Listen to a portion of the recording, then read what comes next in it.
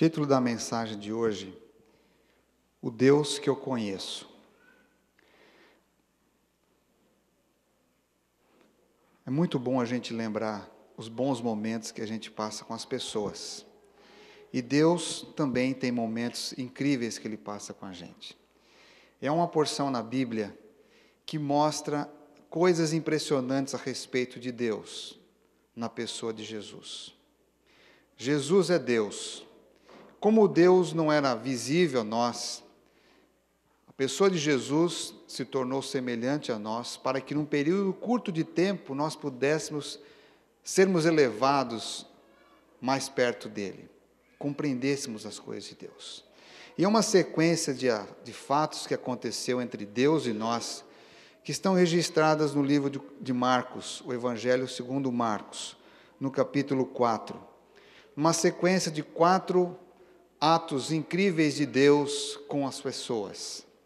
Eu gostaria que nós meditássemos nessa sequência, porque Ele é o Deus que nós conhecemos. O Deus que eu conheço está aqui hoje, e Ele tem uma mensagem especial para você nessa manhã. Naquele dia, sendo já tarde, disse-lhes Jesus: passemos para a outra margem. E deixando a multidão, eles o levaram consigo, assim como estava no barco. Havia também com ele outros barquinhos, mas levantou-se um grande temporal de vento, e as ondas se arremessavam contra o barco, de modo que já estava a encher-se. Jesus estava na popa, dormindo sobre uma almofada. E os discípulos o despertaram, dizendo: Mestre, não se te dá que pereçamos? Mas o Senhor, levantando-se, repreendeu o vento e disse ao mar: Cala-te, aquieta-te. Então o vento se aquietou, e houve grande bonança. E ele disse aos discípulos: Por que temais? Não tendes fé? Eles sentiram grande temor, e diziam uns aos outros: Quem é este que até o vento e o mar lhe obedecem? Você chegou aqui na igreja hoje pela fé. E eu gostaria que você pensasse um pouco nessa história de Jesus. Enquanto os discípulos debatiam com a vida, Jesus estava descansando. Às vezes parece que quando as grandes tormentas da vida se levantam, temos a impressão que Deus dorme, que Deus está em silêncio. Mas Jesus disse para os seus discípulos: Por que vocês estão com medo? Em outras versões dizem: Por que vocês são tímidos? Não tendes fé? Eu queria que vocês ouvissem agora o quarteto Reencontro, com uma mensagem que nos traz até aqui. Aqui chegamos pela fé. O que a fé pode fazer quando estamos no meio de uma tempestade?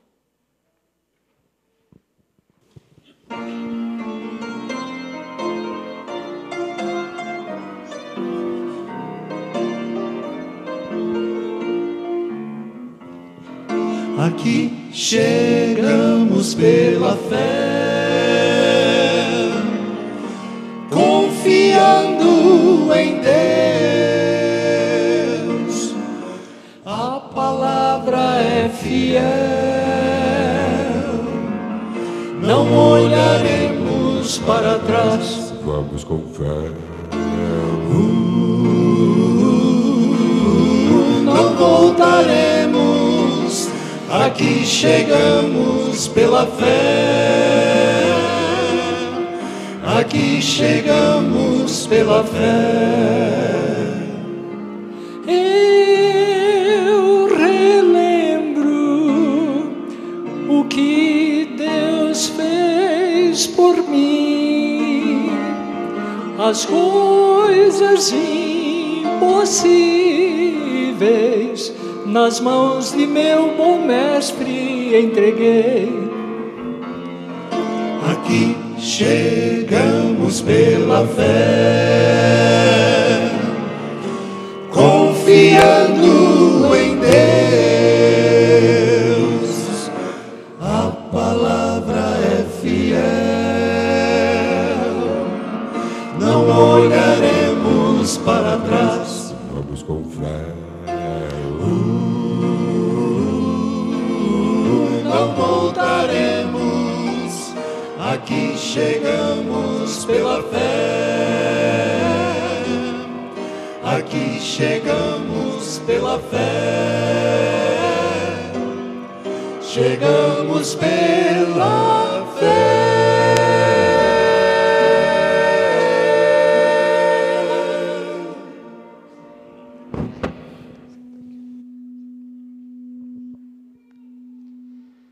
Acredito que todos nós, de alguma forma, chegamos pela fé, seja aqui nessa igreja, ou seja mudar para esse país, ou para algum empreendimento que esteja envolvido. Os discípulos seguiram a Jesus pela fé. Só que a fé, em muitos casos, Deus não diz o que vai acontecer no dia seguinte e nem na hora seguinte. Andar pela fé é uma confiança na pessoa de Jesus, não nos fatos que vão acontecer com a gente. Muitas pessoas têm fé naquilo que vai acontecer, ao invés de ter fé naquele que dirige a vida. O que Jesus tentou ensinar para os discípulos e passar para nós é que a nossa fé deve ser colocada na pessoa dele, porque ele sabe como conduzir a gente. E na sua experiência aqui na terra, em pessoa, Jesus conduziu os discípulos em circunstâncias interessantes. Uma delas foi que Jesus muitas vezes precisou utilizar do barco para atravessar a região ali da Galileia, no lago da Galileia, e disse que naquela tarde ele convidou os discípulos para passarem para outro lado do rio, do lago. E deixando as multidões, alguns os seguiram em barco.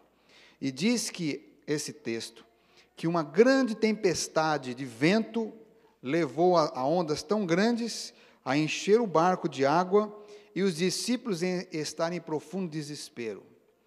É comum nos grandes empreendimentos da vida você sair com muita alegria, com muita disposição para alguns projetos grandes na sua vida e no decorrer do caminho você ficar assustado. Quando Israel saiu do Egito, tudo parecia uma grande alegria. Só que no caminho tinha que enfrentar um deserto. Davi, quando foi escolhido rei, ainda adolescente, parecia um grande sonho ser ungido e ter o Espírito Santo presente na sua vida. Mas ele não sabia que iria enfrentar um Golias. Ele não sabia que ia enfrentar o ódio e o desprezo de um rei. Ele não imaginava que isso demoraria mais de 20 anos para um dia ele se tornar rei. José teve grandes sonhos. E ele ficava feliz ao contar até aqueles sonhos. Foi muito bom receber uma capa colorida do seu pai, como símbolo de autoridade. Só que José não sabia que um dia os seus irmãos iriam vendê-lo, que ele teria que ir caminhando a pé da região da Palestina até o Egito e se tornava um escravo. Ele não sabia que iria passar por uma prisão. Ele não saberia que tudo aquilo, aquela história que um dia nós temos hoje para ouvir e ler e relembrar, mas pela fé José decidiu seguir a Deus. Os discípulos não sabiam, pelo menos Tiago não sabia que ele seria um dos primeiros mártires da igreja, que a sua vida terminaria em morte logo depois da ascensão de Jesus. Não sabiam disso. Eles marcharam pela fé. Nós não sabemos o que vai acontecer conosco. Nós estamos aqui pela fé, nós entramos num barco na vida e temos que remar. E esses discípulos remaram de tal maneira que chegaram a um ponto de exaustão, porque não tinha como administrar a tempestade, porque ela estava fora do seu alcance. E Jesus, através desse fato registrado em Marcos, ele está querendo falar com a gente hoje, porque muitas vezes nós estamos nesta vida em situações difíceis. Pode ser que alguns de nós hoje estamos em grande tempestade em nossa vida, estamos com muita aflição. Pode ser que o medo está dentro da nossa vida, como esteve na vida de muitas dessas crianças que foram baleadas e alguns morreram. O medo está no coração de muita gente. E parece que Deus dorme.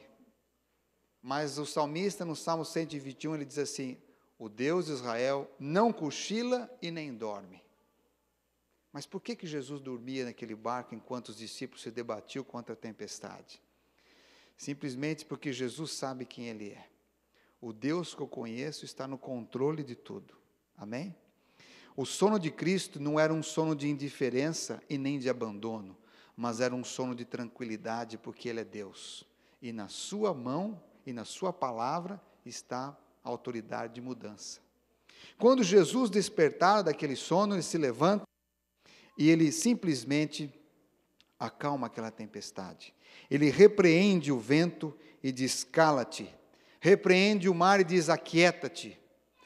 Por que ele fez isso?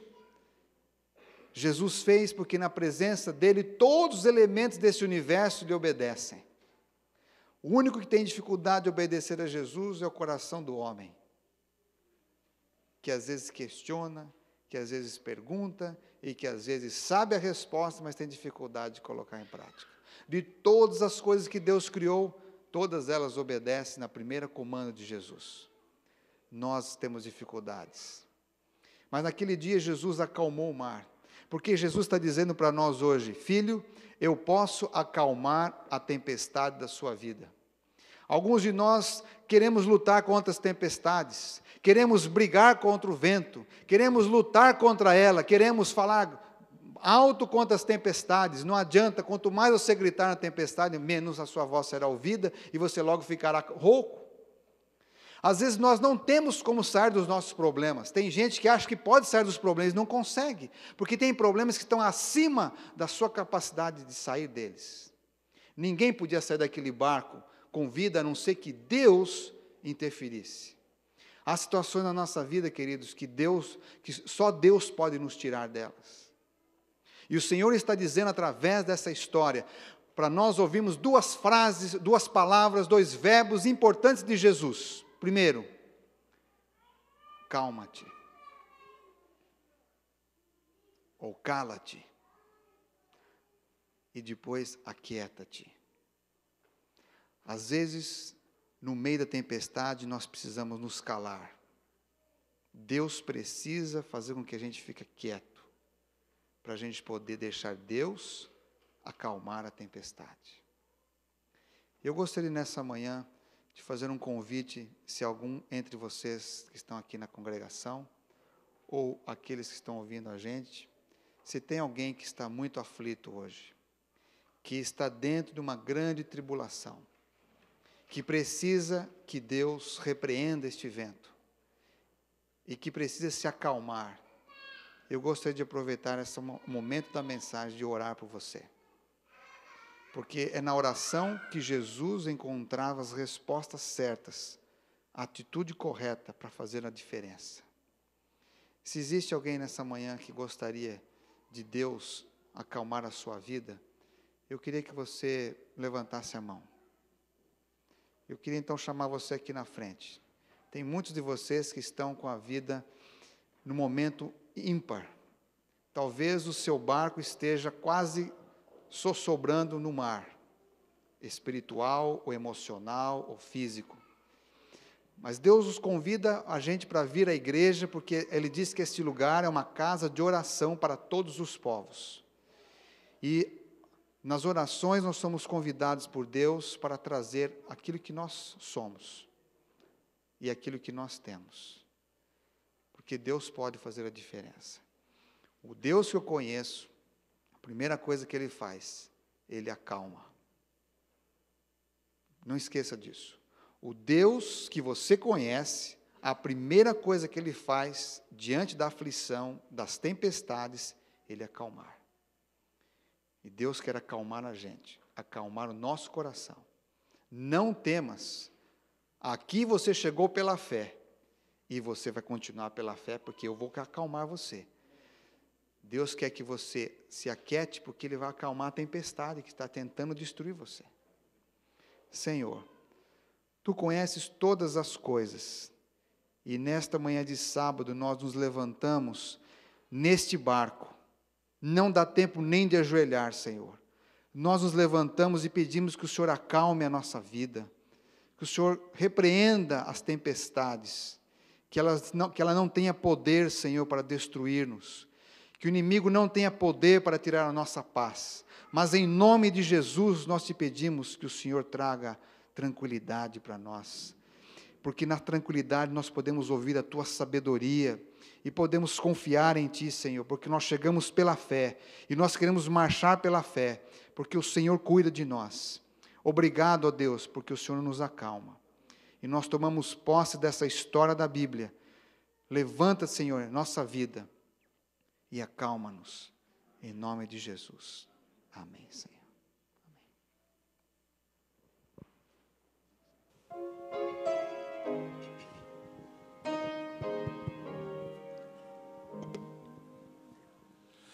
Com grande amor desceu Jesus, minha alma aflita resgatar. Do abismo do pecado à luz, sua graça me ergueu.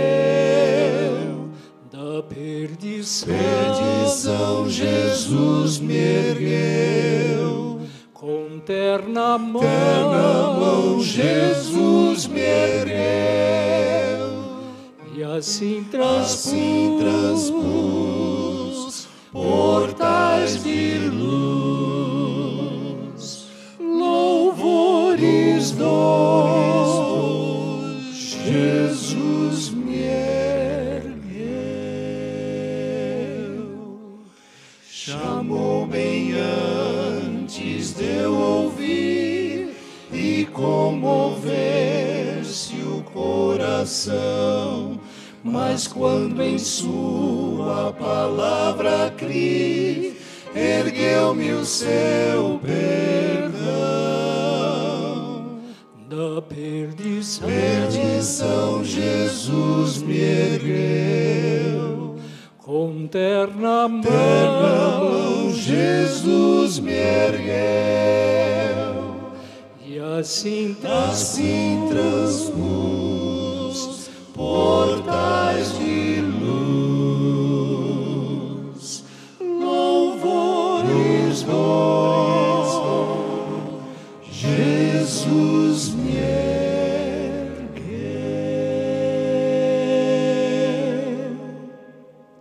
Amém. Depois que Jesus acalmou a tempestade, a vida continua. Amanhã é um novo horizonte, novas oportunidades, novas conquistas. A sua vida não terminou no mar. Você está de passagem por tudo isso. Cuidado ao você estar de passagem pelos lugares e pelas circunstâncias, de não se apegar àquilo que é desnecessário. Num barco em tempestade, você não vai se apegar à sua mala mais, nem vai se apegar às suas coisas.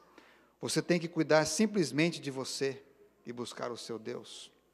Mas a vida diz que Jesus chegou do outro lado, e o capítulo 5 de Marcos mostra que Jesus, conduzindo pela fé aqueles discípulos, chegaram a um lugar na província dos Gerazenos. E descendo ele do barco, saiu-lhe encontro dos sepulcros, um homem possesso de espírito imundo, o qual morava nos sepulcros, e nem ainda com cadeias o podia alguém prender, pois tendo sido muitas vezes preso com grilhões e cadeias, estas por ele feitas em pedaços, e os grilhões em migalhas, ninguém podia subjugá-lo. Andava sempre de dia e de noite, clamando pelos montes e pelos sepulcros, se ferindo. Quando viu Jesus, de longe correu e o adorou, clamando em voz alta: que tenho contigo, Jesus, Filho do Deus Altíssimo, conjuro-te, por Deus, que não me atormentes. Poucos de nós talvez temos visto pessoas endemoniadas. Alguns de vocês já tiveram até com a gente lidando com situações dessa natureza. Mas talvez de todos os pecados e condições mais críticas que a terra tem, talvez uma pessoa que esteja vivendo, possuída por demônios, seja a pior delas. Onde a pessoa perdeu por completo a sua autonomia. E este homem que perdeu sua autonomia vivia nos sepulcros e montes, acorrentado, perturbado mentalmente, porque o demônio era uma legião de demônios que vivia na sua vida. Eu não sei o que levou ele a chegar a esse nível, mas eu sei que nesse dia Jesus tinha uma mensagem de esperança para esse homem.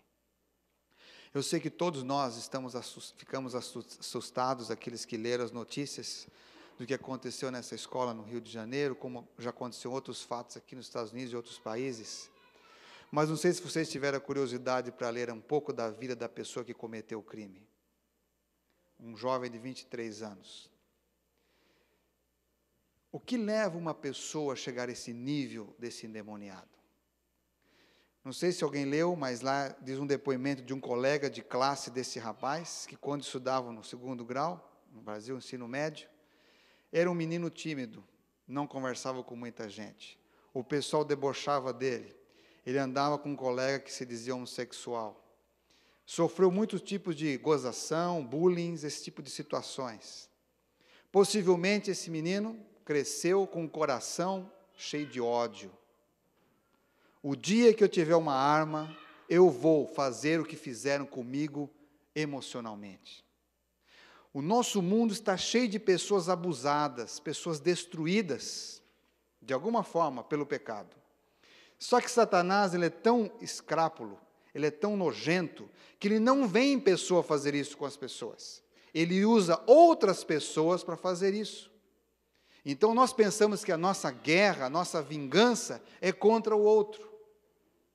Então está cheio de pessoas na sociedade se levantando umas contra as outras, pensando que o grande demônio são aquelas pessoas que fizeram mal, que o colocaram para baixo, que fizeram apelidos e deboches, que roubaram, que menosprezaram.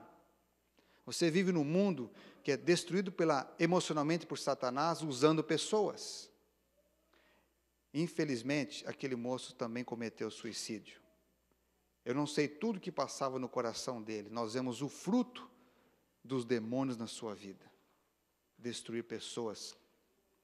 Mas também tem algumas lições para nós aprendermos.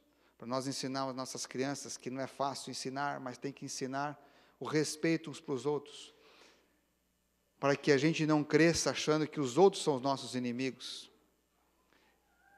E que a gente saiba reconhecer verdadeiramente qual era o inimigo. E nessa história, Jesus queria mostrar que às vezes nós entendemos a vida do jeito errado e julgamos as pessoas de forma errada. Porque aquele homem, mesmo na sua incapacidade de reconhecimento, de sanidade, mesmo possuído por uma legião de demônios, ele corre em direção à vida, em direção a Jesus, e ele se prostra diante de Deus e os demônios falam no lugar dele. Os demônios reconhecem a divindade de Jesus e clamam para não ser destruídos. Mas o maior preço que Satanás e os demônios pagam nesse universo, por causa do pecado, é que eles não podem morrer antes da hora. Eles vão sofrer nesse planeta até o dia que Jesus exterminar o pecado. Então Jesus não ia destruir os demônios, porque ele sabe que os demônios têm que pagar um preço, porque eles fizeram com a criação de Deus. E naquela história, diz aí, que os demônios rogaram para não ser destruídos. E Jesus, por compaixão daquele homem, porque é isso que Jesus tem por nós, Deus ama de tal maneira a nossa vida, que Jesus dissera uma palavra única, diz assim, pois Jesus lhe dissera, sai deste homem, espírito imundo. E então Jesus lhe perguntou, qual é o teu nome? E eles responderam, Legião é o meu nome, pois somos muitos. E rogou-lhes muito que não os enviasse para fora daquela província. Eu fiquei pensando uma vez, quando estudei esse texto, por que eles pediram para não ir para outro lugar e permanecer naquela província? E quando você lê a história, você descobre no final que aquelas pessoas amavam muito as posses. Aqueles porcos, quando Jesus os expulsou, que ele entrou nos porcos, que os porcos entraram no despenhadeiro e morreram no precipício. Aquela população inteira reclamou de Jesus e o expulsou dos seus termos. Porque aqueles porcos representavam o dinheiro daquela gente, o coração daquele povo, a sobrevivência econômica daquela gente. E eles amavam muito isso.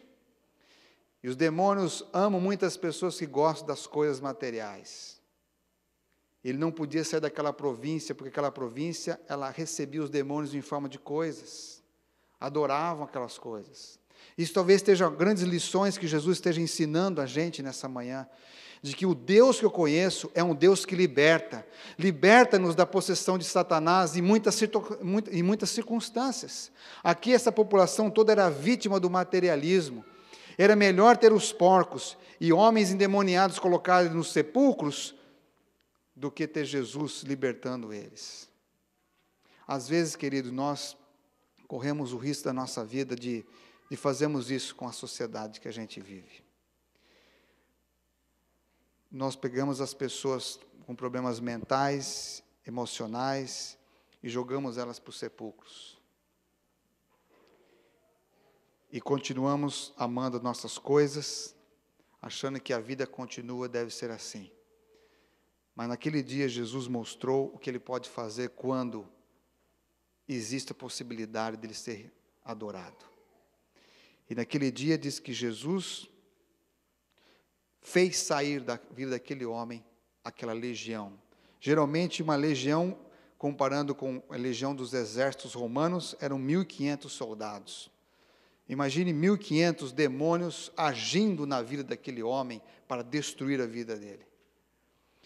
Mas não foi possível o demônio destruir a vida desse homem, porque ainda Deus manda neste universo. E diz a história que quando aquele homem foi expulso, que ele for agora se tornar um homem liberto pela graça de Jesus. Ao entrar Jesus no barco, diz o verso 18, rogava-lhe o homem que for endemoniado que o deixasse estar com Jesus, com ele. O Senhor Jesus, porém, não lhe permitiu e disse, volta para a tua casa, vai para os teus e diga-lhes quão grandes coisas o Senhor te fez e como teve misericórdia de ti. Jesus quer que todo mundo o siga, mas nesse caso especial, Jesus falou, você precisa voltar para a tua terra, para a cidade agora, para onde vivem as pessoas que amavam tanto esse rebanho de porcos, essa manada de porcos, melhor dizendo. Volte para eles e conta-lhes o que o Senhor te fez e como teve misericórdia de você. Aqui está um missionário que foi liberto pelo poder de Deus. Ellen White fala num dos livros, que entre as pessoas que vão estar nos céus, estão aqueles que foram instrumentos nas mãos de Satanás, mas que foram tirados como um tição é tirado do fogo. Algumas vezes, alguns de nós vamos tão longe nos erros, que nos tornamos escravos, e passamos a servir os nossos erros. Qualquer área da vida pode levar-nos a uma escravidão, seja moral, seja na saúde, há muitos vícios que nos escravizam. E nessa manhã Jesus gostaria de libertar-nos pelo poder da sua palavra. Sai deste homem, espírito imundo. Eu não sei qual espírito imundo que tem atormentado a sua vida, mas espíritos imundos, eles rondam também o povo de Deus para destruir você. Destruir o seu apetite, destruir a sua moral, destruir o seu caráter, destruir a sua fé. Há um mundo desconhecido da maioria que está dentro de você. E este mundo, se ele for longe de Deus, se for abraçar algum vício deste mundo, ele pode destruir você. Mas Deus quer nessa manhã te chamar a atenção. Filho, venha, que eu quero te libertar. Eu não sei qual é a luta que você tem, mas se existe alguma coisa que você gostaria que Deus te libertasse, eu gostaria de convidar a igreja a se ajoelhar. E você vai falar com Deus e dizer para Deus, Senhor, eu tenho problema nessa área. Ou conheço alguém que tem algum problema nessa área e não consegue ainda vencer, mas nesse momento nós queremos entregar esse assunto para Ti. Pode ser que algum esteja enfrentando um problema com bebida alcoólica, outros com imoralidades sexuais, outros com um coração sempre negativo, perverso, não sei. Cada um de nós podemos estar vivendo dentro de um sepulcro. E Deus gostaria de nessa manhã tirar a gente, jogar isso longe de nós, para a gente poder voltar a viver bem. Eu convido você a se ajoelhar nesse momento.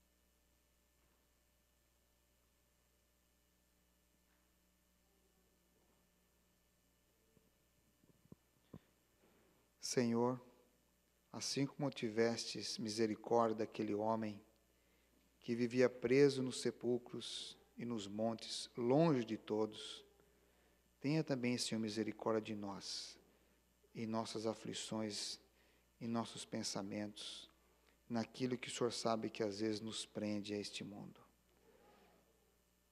Pedimos que, em nome de Jesus, toda cadeia, todo grilhão, como diz a Bíblia, seja quebrado nesse momento pelo sangue de Jesus Cristo, que é o símbolo que traz vitória contra o pecado, contra os nossos erros.